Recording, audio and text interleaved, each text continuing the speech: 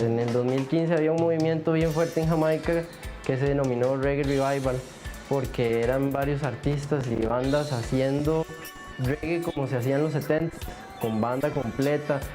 Entonces esa es como la historia del disco. Le pusimos Reggae Revival porque fue el renacer, al menos en Costa Rica, de hacer reggae de esa forma, y también para asociarlo al movimiento que se está dando internacional y meternos, como colarnos ahí. Cosa que logramos porque con ese disco también se nos abrieron muchas puertas y fue cuando empezamos a salir en lugares como Reggaeville, que es el sitio web más importante de reggae en toda Europa y por la cual muchos artistas se dan a conocer. Pelagatos, que hace lo mismo pero en Argentina, Island Stage Magazine. Y ese disco nos abrió esas puertas así afuera, a nivel web al menos, y nos empezamos como a colar en esa élite de ahí.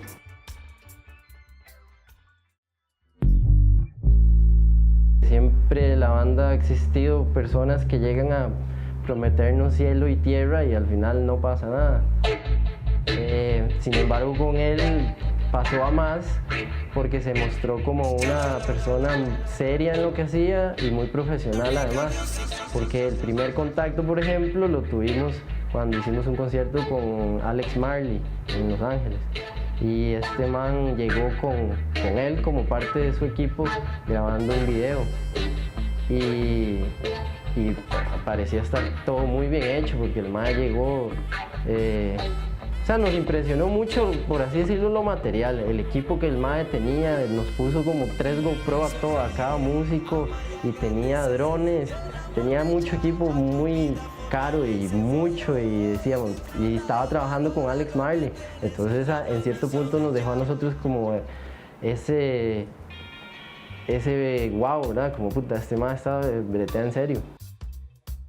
2 meses después de que salió el disco, este mae nos manda un correo que si nos acordamos de él, que está interesado en trabajar con nosotros, que contáramos con él como si fuera uno de nosotros, como si estuviera de toda la vida y que éramos familia y que éramos un equipo y que le entráramos con todo, cosa a la cual accedimos. Le dimos la confianza de hacerse cargo de todo a partir de ese día y así fue. El objetivo es exactamente llegar a Estados Unidos y quedarnos un año trabajando allá. Primero, se trató de aplicar todo para las visas de performance, ¿verdad? Como artista. De hecho, yo estaba a cargo de esa parte. Y se contactaron abogados con buen historial. Por ejemplo, en algún momento me enteré que estuvimos trabajando con el abogado que hacía otras bandas jamaiquinas reconocidas que admiramos llegar a Estados Unidos. También sé que muchos de esos esfuerzos se vieron truncados por el gringo, de manera que todas las vueltas siempre las hizo Daniel, y llegaba siempre en un punto en el que el MAE se metía y terminaba en un pleito con el abogado de Estados Unidos y todo se caía. Le escribía a los abogados, los presionaba. Recuerdo que en un correo hasta insultó a la persona que estaba llevando el caso. Entonces ya las compañías nos decían no podemos trabajar con ustedes. Scotty es otro americano que entra al equipo por parte de Joseph. Viaja anticipadamente, se va antes que nosotros a iniciar el proceso de booking, y en el proceso es exitoso. ¿Cómo lo sabemos? Porque nos presentó una lista como de 13 conciertos ya pactados, faltando más de un mes para que se hiciera el viaje. También pudimos cerciorarnos de que las fechas eran reales porque se empezaron a publicar. Esto es vacilón porque entra a su vez a meternos más presión en el proceso en el que el plan de sacar la P1 se viene cayendo y cayendo y cayendo, y él truncando todos los intentos. Al mismo tiempo el otro man seguía y seguía sacando fechas, y Joseph aquí nos metía de una vez en el cerebro: más estamos a destiempo, si falla la visa hay que meternos, hay que ver cómo hacemos, y como que de poco en poco nos fue metiendo esa presión de no quedar mal con los contratos. Entonces al final ese era el objetivo, no quedar mal, porque el estadounidense es muy serio en los negocios, y si queda alguien mal en algo nunca más vuelve a trabajar con él, y eran por lo menos 13 venues que nunca nos iban a volver a poner a tocar ahí si les quedábamos mal esa primera vez.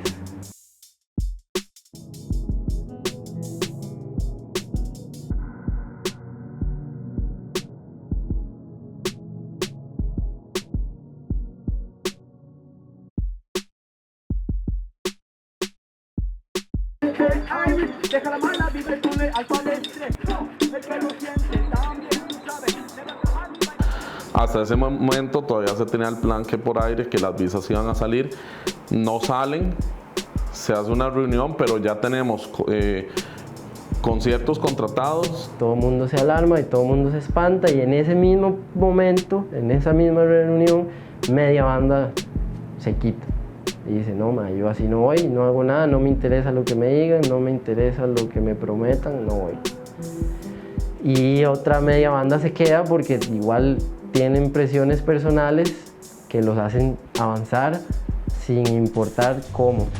Aseguró tener conocidos y que todo era simple, que en fin, que él tenía todo ya organizado para poder hacer el cruce de la frontera.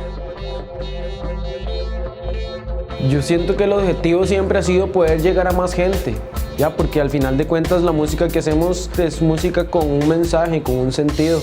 Entonces obviamente pues cuando a vos te llega esa oportunidad de llegar a más gente, de salir de las fronteras, de conocer más lugares, y siempre se hace tentador.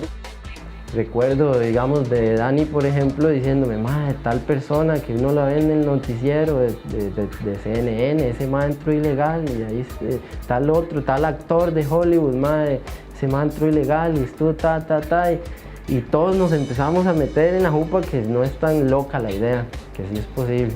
Entonces, ok, los que quedamos nos dimos a la tarea primero de buscar un batero lo suficientemente loco, de entrar a una banda nuevo e irse sin ensayo a Estados Unidos a vivir por un año.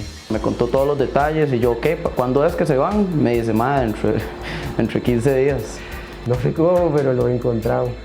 Convencimos al mae, le metimos el cuento, le dijimos que la visa no era una opción, y el mae, sin ser parte de la banda, sin haber vivido lo que todos habíamos vivido durante 10 años, se pone los guantes y dice que él va con nosotros hasta el final, cosa que nos enfuerza al resto.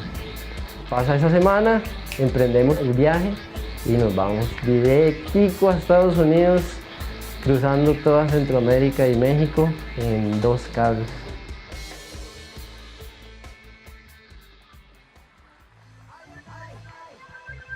Se logró en el trayecto.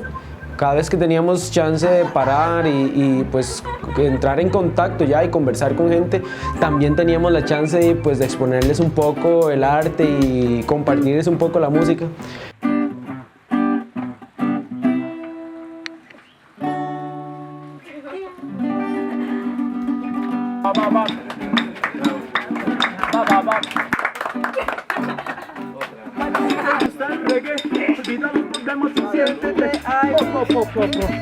La canción que fíjate la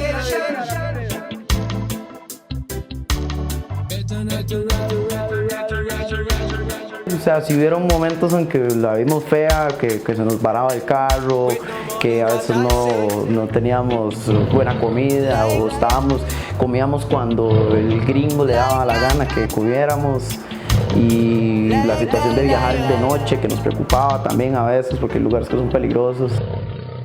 Pero siento que el viaje fue como lo que o sea, todo eso fue lo que nos unió, porque yo venía conociendo a los Rastas apenas, no tenía ni un mes de conocerlos. conforme ibas dándote cuenta que te ibas alejando de tu país y a veces habían ciertos temores de la aceptación, de qué va a pensar la gente de nuestra música, de nuestro mensaje, todos esos temores se iban convirtiendo ya más bien en fortalezas porque vos notabas que la gente lo iba asimilando y lo apreciaba. Yo fui confiado en que el gringo nos iba a cruzar la frontera. Él súper confiado en eso. Yo me confié en eso. Y vi a los rastas también muy confiados. Siempre daba seguridad de que él tenía la fórmula de con quién hablar, a quién contactar y poder hacer el cruce.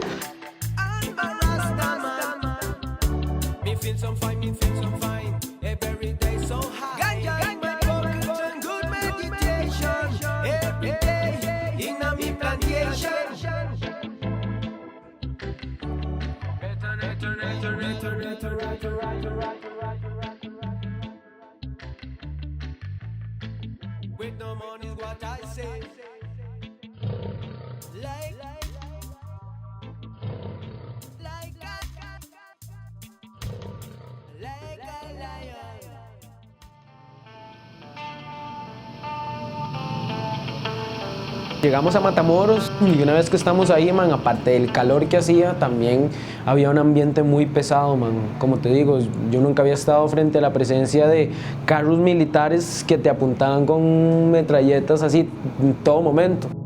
Pues obviamente ya todo el viaje que se había convertido en felicidad, en lo que era, en todo eso, ya ahí ya sí cambiaba un toque, man. Y sí había mucho, siento yo, estrés, temor. Y estando ya ahí donde pues realmente el ambiente es pesado, lo que queremos es pues cruzar de una vez, man. Ya, o sea, no nos queríamos quedar ahí muchos días. Cerca ya así de justamente la frontera, ya en el puro borde, ya nos fuimos a averiguar cómo se logra pasar, o sea, qué hay que hacer para pasar. Entonces resulta que te encontrás muchas casas en construcción en esos lugares. Y por ahí en una casa de construcción me voy con el que me tocaba a mí andar, que era Mr. Vibes. Y llegamos donde unas más que están ahí trabajando al frente de la construcción y me dicen, ¿qué quiere, man?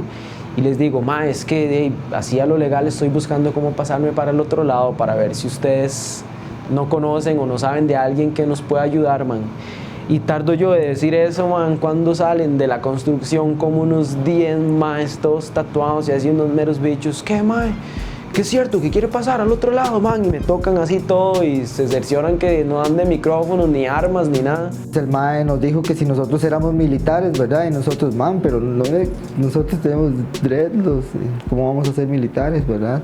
Entonces los más me dicen, sí, nosotros le ayudamos, es más, lo vamos a llevar con me decían, con el mero jefe de la frontera, man. Me dicen, montes en ese carro, man. Y me monto en el carro, man, y una vez que me monto en el carro, man, veo que todos los que estaban en el carro venían así armados con metralletas, man, así ya escopetas, así fuertemente armados todos, así con sus fajas de tiros, o sea, yo me sentía como en una película realmente así como de acción, man. Nos pasaron como por todo Matamoros, ¿verdad? Una limusina blanca venía despacio y ya se detuvo y el mae bajó la ventana y como que hizo una seña así, ¿verdad? Como que nos devolviéramos con él. Nos llevan como a una urbanización, man, donde habían chiquitos y todo así, normalmente una urba común y corriente, pero ahí los carros con armas y drogas entraban y salían, man. Nos presentaron al man, el man se llama El Chilango. Y me dice, ¿y tiene plata? Y yo le digo al mae, ¿de cuánto estamos hablando? Entonces el mae me dice, ok, me dice, primero le voy a decir cómo está la vara. Para cruzar la frontera usted tiene que tener mi autorización porque yo soy el dueño de la frontera y me hago llamar El Chilango, me decía. Entonces me dice, existen 3 precios para pasar. No me recuerdo exactamente el monto, pero me decía, está el caro, el precio más caro, que son como 500 metros de que usted, man, nada más corre, el río le va a llegar como por las rodillas, se va a mojar usted un poco, va a llegar a un centro comercial, se cambia el pantalón y ya usted prácticamente ahí quedó en Estados Unidos, man. Después está un precio que es como el de la mitad o el mediano, por decirlo así, me dice que eso ya sí es un día completo. donde usted tiene que seguir a un guía y el mae le va a decir, si el mae le dice agáchese, se agacha, si le dice nade, nade, si le dice tírese, tírese. O está el precio más bajo, que son como 3 días caminando, y es también con un guía y usted le hace caso al man, si no, imposible. Entonces yo le digo al mae que que está bien, que voy a consultarlo porque no sé cuánto dinero andaremos. Entonces el mae me dice, bueno man, vea, me dice, ya yo sé quién es usted, ya yo sé con quién anda, y el man me da una lista detallada de todo lo que andábamos, los carros, la cantidad de personas, las placas que nos han visto aquí, que estamos hospedados allá, que todo esto. Me dice, ya nosotros sabemos que ustedes vienen a cruzar la frontera y ya le dije los precios. Me dice el man, no intente cruzar sin pagar, man, porque aquí el que intenta cruzar sin pagar, man, lo matamos, man. Y me dice, y no es de que le vamos a pegar un balazo, sino que lo vamos a hacer sufrir por haberle faltado el respeto a la mafia mexicana. Me dice, porque este es nuestro trabajo, man, es cuidar la frontera y la frontera es nuestra, man. Entonces aquel que viene y no cumple, pues lo paga con la muerte. No teníamos realmente ni los fondos para poder pasar ni de la forma más barata, man. Yo llamo al mae y le digo, man, que no tenemos harina y todo, y el mae me vuelve a recalcar, man. Me dice, bueno, mae, está bien, ya sabemos que va a cruzar, ¿verdad? Recuerde no cruzar sin permiso, man, porque ya usted sabe lo que le dije. Nosotros somos mafia, man, nosotros no estamos vacilando, me dice el mae.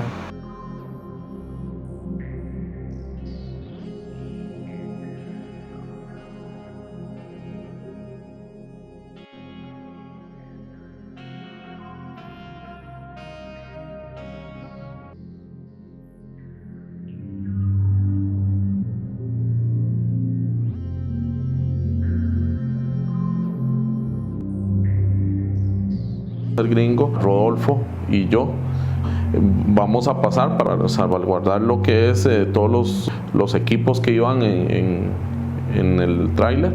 El hotel está a 200 metros del punto fronterizo. Los que llevan visa se van, cruzan, y los que no nos quedamos en ese hotel. Ya el equipo estaba decaído, o sea, yo estaba con Alonso, Vibes, eran los que estaban ya deprimidos, no querían salir de la habitación. Yo pensaba muchas posibilidades, pero la que sí no veía como una posibilidad era la de intentar cruzar por nuestros propios medios sin pagar, porque ya la advertencia yo me la tomé muy en serio, man. Es el último momento, la última acción que tenemos que hacer. Si logramos pasar de ahí, nuestras vidas pueden cambiar, toda la inspiración. Sentíamos que los demás estaban bastante asustados y alguien tenía que hacer algo, entonces nos mandamos a ver el terreno. Íbamos siguiendo Google Maps y ya empezamos a ver los drones del gobierno de los Estados Unidos. Como te puedo decir, unos 5 kilómetros tal vez de distancia, dando vueltas sobre el río. Empezamos a ver cómo funcionan, cada cuánto pasan, cuáles son las vueltas que dan, y avanzamos hasta llegar al río y empezamos a conversar. Mira, sí, es posible. Este rasta sabe nadar, yo también sabía nadar, la distancia no se veía tan imposible, y estando ahí conversando hicimos el plan. Entonces un par de integrantes de la banda, man, se les ocurre ahí un plan, lo desarrollan, llegan, nos lo presentan, y entonces pues nos convencemos todos, nos damos fuerza todos y nos vamos, man, a cruzar ese río así por nuestros propios medios, sin tomar en cuenta, digamos, las advertencias de la mafia, man. Es la segunda amenaza de muerte que recibimos en Piedras Negras, que si cruzamos nos van a matar, que no lo hagamos así a la fuerza, nosotros solos. Ahí para mí iba a empezar la aventura, que era ya imaginarnos pasar ese río y ya cruzar y en algún punto vernos con ya esta otra gente, montarnos al carro y empezar a entrar a Estados Unidos. Fue un trayecto donde corríamos a toda velocidad, nos tirábamos al suelo, nos quedábamos agachados, momentos en que nos escondíamos debajo de árboles, man, huyéndole a los helicópteros. A esconderse en árboles, en arbustos, a llenarse de ramas el pelo y de barro y hacerse, ¿verdad?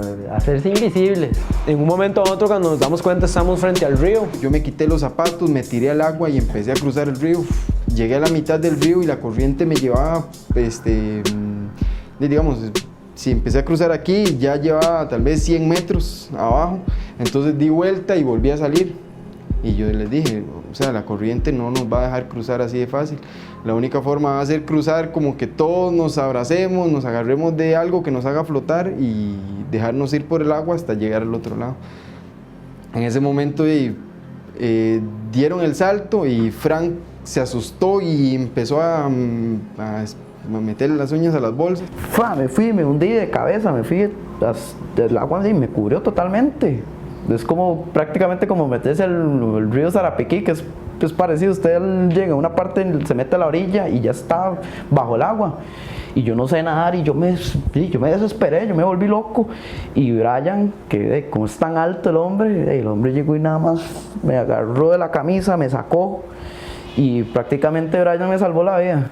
De una vez el río lo absorbió y ahí fue cuando Juan Carlos lo sacó y de ahí no, la mayoría se apoyaron de mí, creo que Alonso y Fran, porque yo era el único así como que estaba estable en la vara.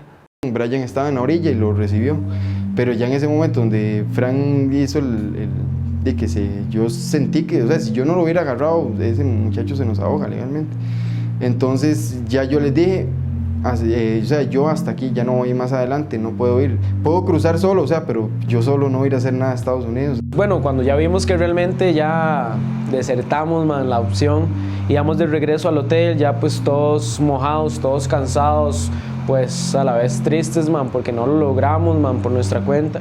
Y de ahí ya llegamos al hotel, yo me metí a la ducha con todo y ropa así a lavarme el barro, el fango.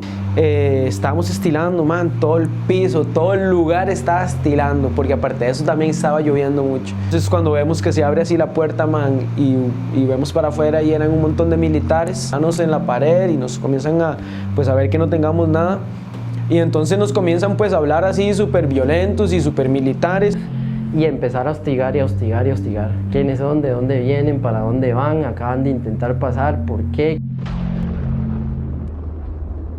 Fue una noche terrible, quizá la peor de la vida. Tratamos de cruzar, no se logró. Llegamos, los militares nos atacan, nos hostigan. Y los maes, entre más asustados nos veían, pues más feo nos hablaban. Entonces se vuelve Gerardo, man, y les dice: Gerardo, suave, ¿puedo decir algo? Y entonces se quedan los maes así: ¿sí qué es? Y les dice Gerardo: man, es que nosotros en Costa Rica no tenemos ejército. Y nosotros no sabemos cómo reaccionar ante los militares, man. Es diferente con los policías, man. Y nosotros sentimos que con ustedes es un poco más violento la vara. Y nosotros estamos asustados porque no sabemos cómo actuar frente a ustedes. Entonces eso partió como para que, digamos, el ambiente y la mala vibra que había de parte de ellos hacia nosotros cambiara. Y entonces, pues, ahí comenzó como todo a bajar un poco más. Nos acostamos todos a dormir, estamos ahí descansando, cuando al otro día nada más también tocan la puerta en la mañana, y donde se abre la puerta pues era Joseph el que estaba ahí. Este ma llega, abre la puerta y nos dice: vámonos, ya tengo la solución, vámonos. Agarró sus cosas y comenzamos a caminar detrás de él, man. Salimos por la frontera mexicana sin entrar a las oficinas, sin pedir sellos ni nada, nada más salimos como si fuéramos los dueños, man. Empezamos a caminar directico hacia el punto fronterizo. Antes de llegar a la frontera estadounidense, este man Joseph nos dice: man, ahora sí, ¿qué van a decir? Nosotros: madre, ¿qué vamos a decir? ¿De qué? Tienen que decir que algo les pasó, que yo los vengo a salvar y no sé qué. Y nosotros: man, o sea, ¿por qué no nos comentó esto antes, man? O sea, ¿qué van a decir? ¿Qué van a hacer? Que no sé qué. Más no sé nada, ¿qué vamos a hacer? No sabemos. Ok, y conforme caminábamos, ¿verdad? Y nos acercábamos al punto. En un punto, no sé, 50, 100 metros antes nos dicen: más, la vara es que son una banda y andaban de gira y los asaltaron en México y quieren estar seguros en Estados Unidos y se van a quedar conmigo y yo me voy a hacer cargo de ustedes. Ok. Entonces entramos a las oficinas y él llega con todos los pasaportes en la mano, se presenta donde el oficial federal y le dice: es que yo vengo a responder por estos maes que los asaltaron, no sé qué. La reacción de la muchacha que estaba atendiendo migración fue: ok, muchas gracias, denme estos pasaportes a mí y por favor hágase a un lado, voy a hablar con ellos. De que ni el man lo tiene claro de cómo vamos a cruzar, nosotros tampoco lo tenemos claro, y entonces prácticamente lo que hicimos esa mañana siguiente fue ir a entregarnos a las oficinas migratorias. Nos sacaron ahora sí para un transporte a un bus más grande y lo primero Es un golpe bien feo porque lo primero que hacen es esposarnos. Te esposan los tobillos con una cadena que sube a otra cadena que te rodea la cadera, con otra cadena que sube a las esposas de las muñecas. Ese bus fue una distancia por lo menos de 4 horas a altas velocidades, porque era carretera recta, el bus podía ir a más de 100 kilómetros por hora a temperaturas heladas y de una forma en la que si te pica la espalda ni siquiera puedes rascarte porque estás todo amarrado. Ya ahí llegamos al centro de reclusión y pusieron a toda la fila de personas que veníamos en el bus con una caja para que pusiéramos las pertenencias. Y nos mandan a bañarnos para uniformarnos como se ve en las películas. Y yo ahí sí fue en el momento donde ya sentí el ácido, o sea, yo ya verte ahí encerrado, o sea, el nivel de seguridad que manejan, que me hicieron quitarme la ropa, ir a bañarme, pasarme por un rayo X, abra la boca, revisarme los dientes, revisarme el cabello, o sea, prácticamente todo.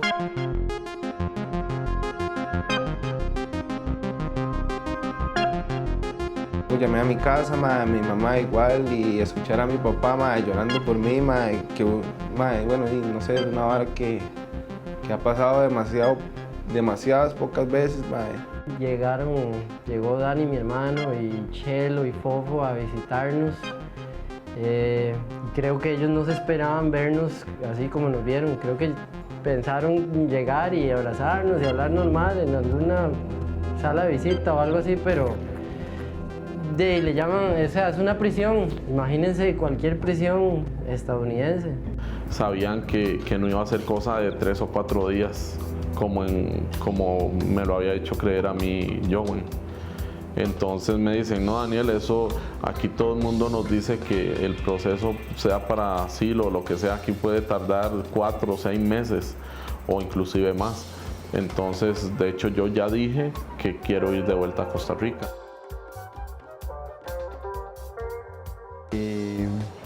Y tenés que dormir ahí con las luces encendidas, no puedes ni siquiera tener un momento de descanso como tiene que ser. Entonces, para mí sí fue, o sea, fueron 22 días fatales. Pues yo estaba profundamente dormido cuando de un momento a otro comienzo como a escuchar la música de Tálagua, ya nuestra música. Entonces yo decía, uy man, me estoy soñando con nuestras canciones, man. Y vuelvo a ver hacia la puerta de la celda y veo que por la ventanita están un par de oficiales viéndome así, ceñidísimos, no me perdían la vista. Entonces ellos llegaban, se me quedaban viendo así y volvían a ver como hacia las computadoras. Entonces me hacen, hey, venga usted un momento. Entonces yo me levanto todo asustado, ¿verdad? ¿Y qué pasó? Y me dicen, man, ¿verdad que usted es ese man que está saliendo en este video, en este momento? ¿Usted es este man? Y yo, sí, yo soy ese mismo. Y me dicen, ok, cante para ver si es cierto que usted es este man. Entonces yo me pongo a cantarles y me dicen, uy, man, sí, ya vimos que es usted. Me dice, man, vamos a llamar al jefe de la oficina, al que manda aquí en la oficina. Entonces lo mandan a llamar y le comienzan a enseñar los videos. Entonces ese señor me dice, Rasta, vea, esas son pruebas de que ustedes son artistas. O sea, me dice, con solo este video que yo estoy viendo, man, es más que una razón de peso para que a usted le den el permiso para que venga a expresar su arte aquí a este país. Me dice, el asunto es por qué no lo hicieron. Entonces yo le decía, no, man, nosotros lo intentamos. Que esta persona con la que estábamos trabajando, este gringo, nos decía que era imposible, que no se podía, que él no conseguía que nos dieran los permisos y él me decía que eso no tenía sentido. Empezaba mi familia, salir lo más pronto posible, empezaba en qué hubiera pasado si hubiéramos logrado pasar, si hubiéramos logrado tocar. Recuerdo que en un momento a otro estamos desayunando y nos dice el oficial, bueno, costarricenses, alisten sus cosas porque hoy es el día de ustedes, man. Hoy ustedes regresan a Costa Rica. Entonces, súper felices, terminamos de desayunar, alistamos todas nuestras cosas y ya nos sacan de la celda donde estábamos. Usted jamás piensa que va a estar en una situación de esas, y así de la nada o sin ser un criminal, que mencionen a uno, es como duro también. Esta es una experiencia de que me marcó toda mi vida, más bien si pudiera ser como un ejemplo para los demás de que sí hay que luchar por los sueños, pero hay que pensar primero, ¿verdad?, las cosas, porque muchos no van a topar con la suerte de que nosotros tuvimos, ¿verdad?